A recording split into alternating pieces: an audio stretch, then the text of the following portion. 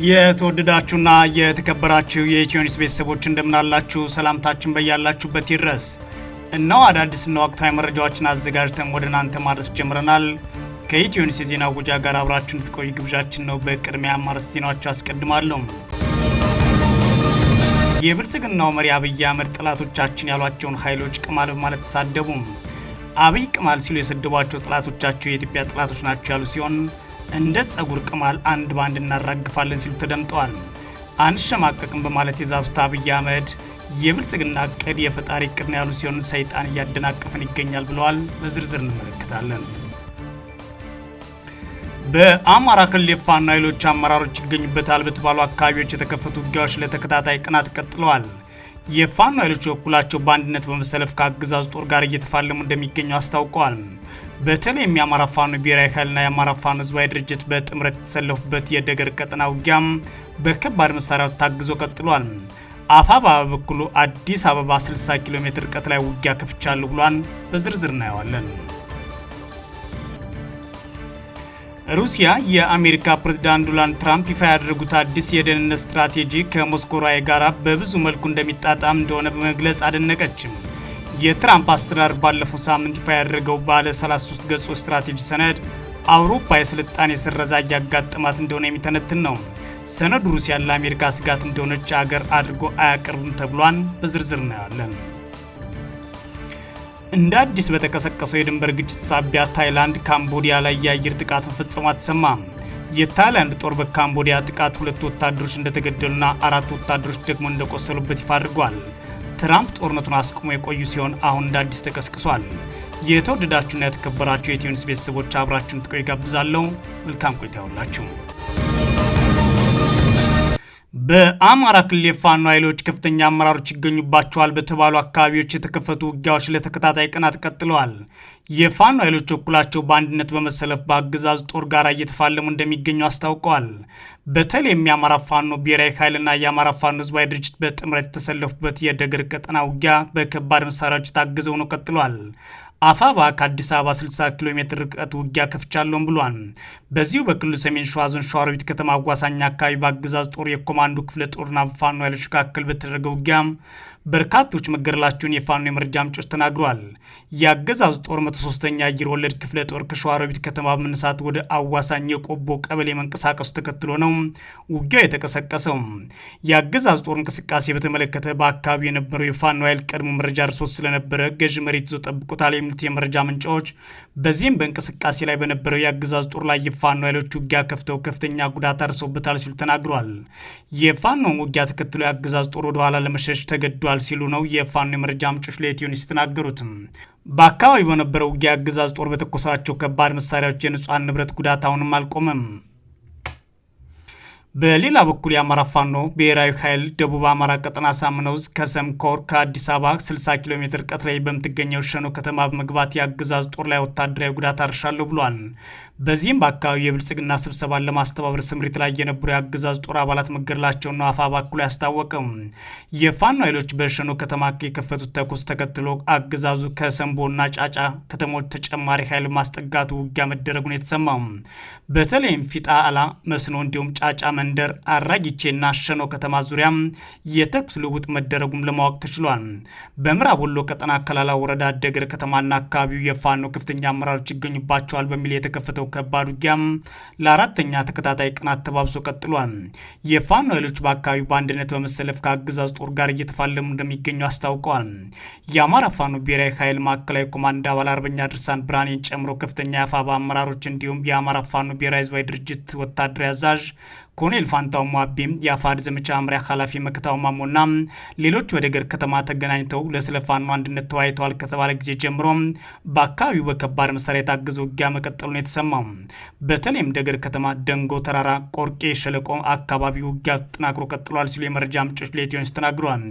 አገዛዙ ከደቡብ ወሎና ሰሜን ሸዋ አካባቢዎች ኮማንዶና አየር ወለድ አባላት ጨምሮ በየቀኑ ኃይል እየጨመረ በከባድ መሳሪያ ታግዞ ውጊያ ከፍቷል የሚሉት የኢትዮኒውስ የመረጃ ምንጮች በአፋባና አፋድ ስር የሚገኙ የፋኖ ኃይሎች በኩላቸው በአንድነት የአገዛዙ ጦር ጋር ገጥመዋል ሲሉ ነው የተናገሩትም። በተመሳሳይ በደቡብ ጎንደር ስማዳ፣ ሰዴ ሙጃ፣ ላይ ጋይንትና ታች ጋይንት ወረዳዎች አገዛዙ በፋኖ አመራሮች ይገኙባቸዋል ባላቸው አካባቢዎች የከፈተው ውጊያ ለተከታታይ ቀናት ቀጥሏል ሲሉም የፋኖ የመረጃ ምንጮች ለኢትዮ ኒውስ ተናግረዋል።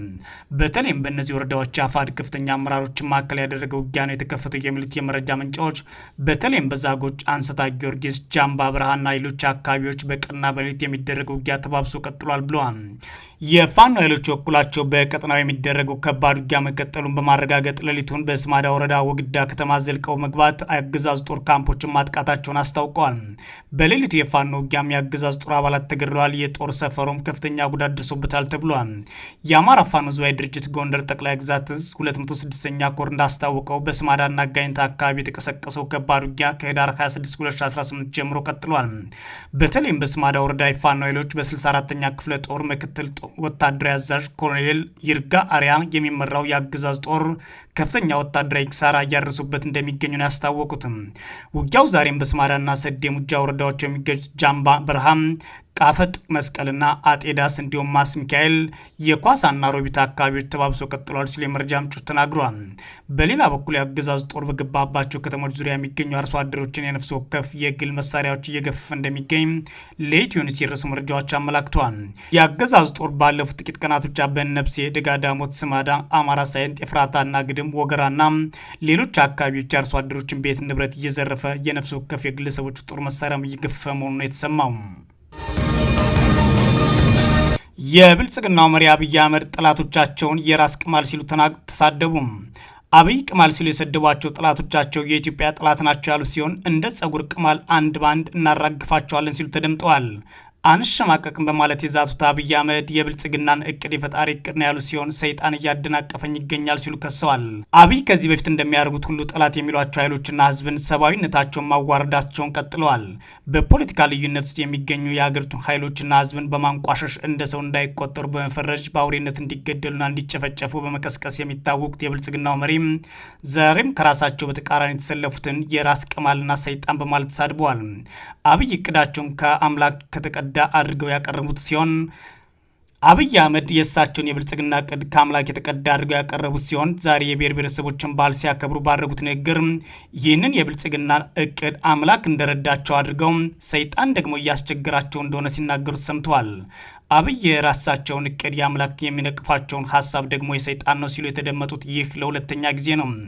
ከዓመታት በፊት ሀሳባችን በሙሉ ከፈጣሪ የመጣ ነው፣ የሚያደናቅፉን ደግሞ ከዚህ በተቃራኒ ናቸው ሲሉ ተደምጠው ነበር። ታዲያ አብይ አህመድ አስደናቂ እያሉ የሚጠሯትን ኢትዮጵያ አልምተናታን ያሉ ሲሆን አሁን ላይ መልካም ጅማሮ በፈጣሪያችን የሚደገፍ ቢሆንም በሰይጣን ትጋት ቀን ከሌሊት ለማደናቀፍ ሙከራዎች ይደረጋሉ ሲሉ ገልጸው ሆኖም ማንኛውም ፈተና፣ ማንኛውም ትንኮሳ፣ ማንኛውም የክፉ ሀሳብ ኢትዮጵያን ከብልጽግና ማቆም አይችልም በማለት ፈጣሪ እንደሚያግዛቸው ሲናገሩ ተደምጠዋል። ይህ መልካም ጅማሮ በፈጣሪያችን የሚደገፍ ቢሆንም በሰይጣን ትጋት ቀን ከሌት ለማደናቀፍ ሙከራዎች ይደረጋሉ። አብይ አህመድ ጦርነት እንደ ዋና ስራቸው የሚቆጥሩ በዚህም ደግሞ ጦርነትን ማድረግን ጭምር ከፈጣሪያቸው የተሰጣቸው ጸጋ እንደሆነ አድርገው የሚያቀርቡ ሲሆን ባለፉት 7 ዓመታት ሀገሪቱን በሙሉ ጦርነቱ ያስቀጥሏት ያሉት ፈጣሪ ስለፈቀደና እሳቸውን መሪ አድርጎ እንዳመጣ እንደሆነ ሲናገሩ ይህ የመጀመሪያቸው አይደለም። በአሁኑ ሰዓት ታዲያ ጠላቶቻቸውን በፍጹም ጥላቻ እንደሚያራግፋቸው ጭምር ነው የተናገሩት። አብይ የኢትዮጵያ ጠላቶች እንደ ጸጉር ቅማል አንድ ባንድ እናራግፋለን ሲሉ በማዕከላዊ ኢትዮጵያ ሆሳዕና ከተማ በአደባባይ ህዝብ ሰብስበው ነው የተናገሩት። እያንዳንዱን ፈተና ወደ እድል በመቀየር የኢትዮጵያን ብልጽግና እናፋጥናለን፣ የኢትዮጵያን አንድነት እናጠናክራለን፣ የኢትዮጵያን ጠላቶች እንደ ጸጉር ቅማል አንድ ባንድ እናራግፋለን። አብይ አህመድ የሀገርን መሻትና የባንዳ ክፋት መለየት ይጠበቅብናል ሲሉ የተዳመጡ ሲሆን ባዳ በክፋት የእኛን መሻት ለማጨለም ሲነሳ ኢትዮጵያን ለባዳ ፍላጎት መሳሪያ እንዳንሆን ያሉ ሲሆን እርስ በርስ መተሳሰር ሲገባን ክፉ እሳቤ ያለውን የባዳ መሻት በውስጣችን እንዳናስገባና በታሪክ ተወቃሽ እንዳንሆን ኢትዮጵያ ልብ ገዝተን ሰላማችን እናጽና ብለዋል። ጠቅላይ ሚኒስትሩ ባዳ የሚሏቸውና አሁን ላይ እርስ በርስ ደግሞ መባላት የሚሉት ማን ከማን እየተባላ እንደሆን ባይናገሩም መተሳሰርን በተመለከተ ሲናገሩ ግን በቅርብ ጊዜያት ከሚያሰሟቸው ንግግሮች መካከል አንዳንዱና ብዙዎቹ እርስ በራሳቸው የሚጣረሱ ቢሆንም በተደጋጋሚ የሚጠቀሙት ቃል ሆኗል። በንግግር እንመን፣ በተሰማራንበት የስራ መስክ ሁሉ በትጋት እንስራ፣ ሌብነት እንጠየፍ፣ የሀገር ጥቅምና የህዝቦቻችን ክብር እናስቀድም፣ ለዘመናዊ ለውጥ ክፍት እንሆን፣ ሉዓላዊነታችን በሁሉም መስክ እናሳካ የሚሉ መፈክሮችን በተከታታይ ያሰሙት የብልጽግናው መሪ በዚሁ መድረክ ላይ በደቂቃዎች ልዩነት ንግግር እንደሚወዱ ሳይሆን ጦርነት እንደሚመርጡ እናራግፋለን በማለት ሲናገሩ ተደምጠዋል። ንግግራቸው አንዱ ከአንዱ እጅግ የሚጣረስባቸው የብልጽግናው መሪ ምን እንደሆነ ባይታወቅም በሰላም እንደጀመርነው በሰላም ጨርሰዋለን ሲሉ በመሃልም ተናግሯል። ጦርነት እንደ ሰላም የሚቆጥሩት አብይ ጦርነቱን ጀምሮ በሰላም ለማጠናቀቅ ያሰቡ እንደሆነ ባይታወቅም በሰላም ጀምረን በሰላም እናጠናቃለን ሲሉና ሲያስጨበጭቡ ተደምጠዋል። የዛተባቸውና ያስፈራቸው ማን እንደሆነ ያልገለጹት አብይ አህመድ እኛ የኮሎኔል በዛብህ ልጆች አንሸማቀቅም፣ በጀግንነት የጀመርነውን በጀግንነት እንጨርሳለን ሲሉን የተደመጡትም አብይ አህመድ ከመላው ዓለም አቀፍ የሚገጥማቸውን ችግርና በውስጥ የዲፕሎማሲ ጫናዎች ያሉባቸውን ጭምር እንዲሁም በራሳቸው ፓርቲና የሀገሪቱ የፖለቲካ የውስጥ ጉዳዮችን ጭምር በአደባባይ አምጥተው የህዝብ አጀንዳ ለማድረግ ግልጽ ባልሆነ ሁኔታ እንደሚናገሩ የሚታወቅ ነው። ሩሲያ የአሜሪካ ፕሬዝዳንት ዶናልድ ትራምፕ ይፋ ያደረጉት አዲስ የደህንነት ስትራቴጂ ከሞስኮ ከራዕይ ጋር በብዙ መልኩ የሚጣጣም እንደሆነ ግልጽ አድርጋለች። የትራምፕ አስተዳደር ባለፈው ሳምንት ይፋ ያደረገው ባለ 33 ገጹ የስትራቴጂ ሰነድ አውሮፓ የስልጣኔ ስረዛ እንዳጋጠማት እንደሆነ የሚተነትን ነው። ሰነዱ ሩሲያ ለአሜሪካ ስጋት እንደሆነች አገር አድርጎ አያቀርብም ተብሏል። ስትራቴጂው ቅድሚያ የሚሰጣቸው ጉዳዮች እንደሆኑ ከዝርዝራቸው ነጥቦች መካከል የውጭ ተጽዕኖ መዋጋት፣ በስፋት የሚደረግ ስደትን ማስቆም እንዲሁም በአውሮፓ ህብረት ውስጥ አለ የተባለን ሳንሱር መቃወም የሚሉ ይገኙበታል። በርካታ የአውሮፓ ህብረት ባለስልጣናትና ተንታኞች ሰነዱ ሀሳብ በነጻነት የመግለጽ ጉዳይ ላይ ትኩረት ያደረገበት ምክንያት ላይ ጥያቄ ማንሳታቸው ትችታቸውን አሰምተዋል። ስትራቴጂው ላይ የሰፈረው ቃል ምርጫና አገላለጽ የሩሲያ መንግስት ከሚጠቀመው ጋር አመሳስለውታል። የክሬምሊን ቃል አቀባይ ዲሚትሪ ፔስኮቭ በሩሲያ መንግስት የዜና ወኪል በሆነው ታስ ላይ በወጣ ቃለ መጠይቅ እየተመለከት ነው ያለነው ማስተካከያ በብዙ መልኩ ከኛ ራዕይ ጋር የሚጣጠም ነው ሲሉ በሰነዱን አድንቀዋል። ቢቢሲ ጨምሮም እንደዘገበው ከሆነ ይህንን በጎ እርምጃ እናጤነዋለን ብለዋል ቃል አቀባዩ። ሞስኮ ጠንካራ ድምዳሜ ላይ ከመድረሷ በፊት ሰነዱን መተንተኗ እንደምትቀጥልም ገልጸዋል።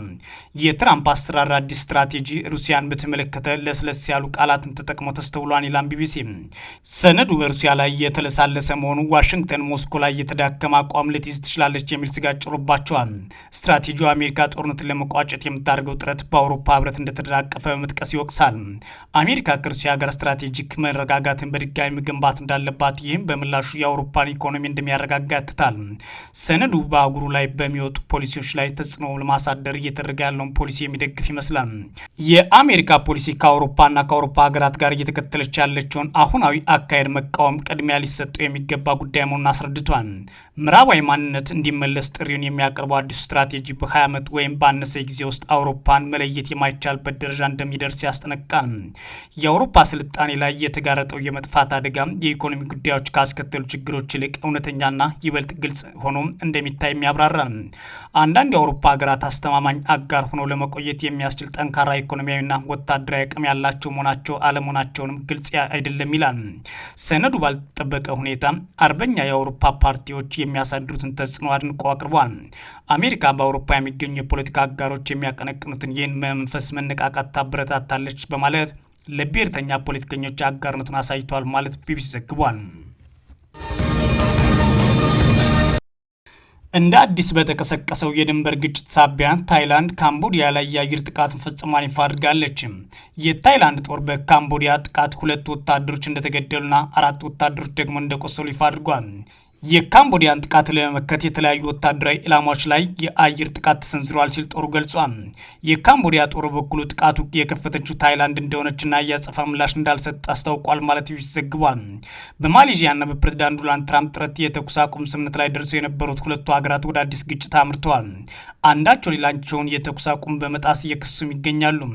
ያለፈው ሐምሌ ላይ በተነሳና ለ5 ቀናት በዘለቀ የድንበር ግጭት ምክንያት ቢያንስ 48 ሰዎች ሲገደሉ 300 ሰዎች ደግሞ ተፈናቅለዋል። ታይላንድ እንዳለችው ትላንት በደቡብ ምስራቅ የአገሪቱ ክፍል ሲሳኪት ለ35 ደቂቃ የቆየ ግጭት ተካሂዷል። ወታደሮቹ ከሲሳኪት ከቡሪ ራም እንዲሁም ከሱሪንና ኡብሮን ራቻሂቲ ግዛት እንዲወጡ ማዛለች። ዛሬ በድንበር ላይ የሚገኙ የታይላንድና የካምቦዲያ ወታደሮች ተኩስ ከፍተዋል ይላል ቢቢሲ። ትራምፕ ከወራት በፊት በሁለት ሀገራት ላይ ታሪፍ ለመጣል መዛታቸውን ተከትሎ የተኩስ አቁም ስምምነት ተፈርሞ ነበር። በጥቅምት ወር ትራምፕ በማሌዥያ የተካሄደውን የእስያ ጉባኤ ሲታደሙ የተኩስ አቁም ተፈርሟል። ትራምፕ ለደቡብ እስያ ታላቅ ቀን ነው ሲሉት በሰዓቱ ተደምጠው ነበር። ስምምነቱ በተፈረመ በሁለት ቀናት ውስጥ በካምቦዲያ ድንበር አቅራቢያ የፈነዳ ቦምብ ሁለት የታይላንድ ወታደሮች መጎዳታቸውን ተከትሎ ታይላንድ ስምምነቱን እንደማትተገብር አስታውቃለች። ትራምፕ ለኖቤል ሰላም ሽልማት ያጨችው ካምቦዲያ ግን የሰላም ስምምነቱን ለመተግበር ቁርጠኛ መሆኗን በተደጋጋሚ ገልጻለች። የድንበር ግጭቱ ትላንት እንደ አዲስ ከተቀሰቀሰ በኋላ በካምቦዲያ ድንበር የሚኖሩ ወላጆች ልጆቻቸው ከትምህርት ቤት ሲያወጡ የሚያሳዩን ተንቀሳቃሽ ምስሎች በማህበራዊ ሚዲያ ተጋርተዋል። በካምቦዲያ ትምህርት ቤቶች የተፈጠረው ድንጋጤ ከቦታው ሆኖ የዘገበው ታዋቂው ጋዜጠኛ ሜችዳራ ድንበር ላይ ፍንዳታ ከተሰማ በኋላ ወላጆች ልጆቻቸውን ለመውሰድ እየተጣደፉ ወጥተዋል። እነዚህ ልጆች በዚህ ቀውስ ስንት ጊዜ ነው ደጋግመው የሚረበሹት ብሏል። ካምቦዲያ የጦር መሳሪያ ለማዘዋወር የዘረጋችው የሽቦ ገመድ ላይ የሚጓዝ ተሽከርካሪ ማውደምን የታይላንድ ጦርም ገልጿል። ጦሩ ህዝቡን የሀገሪቱ ሉዓላዊነት በሙሉ አቅሙ ይጠብቃል ሲልም ለሀገር ውስጥ መገናኛ ብዙሃን ገልጿል ማለት ቢቢሲ ዘግቧል።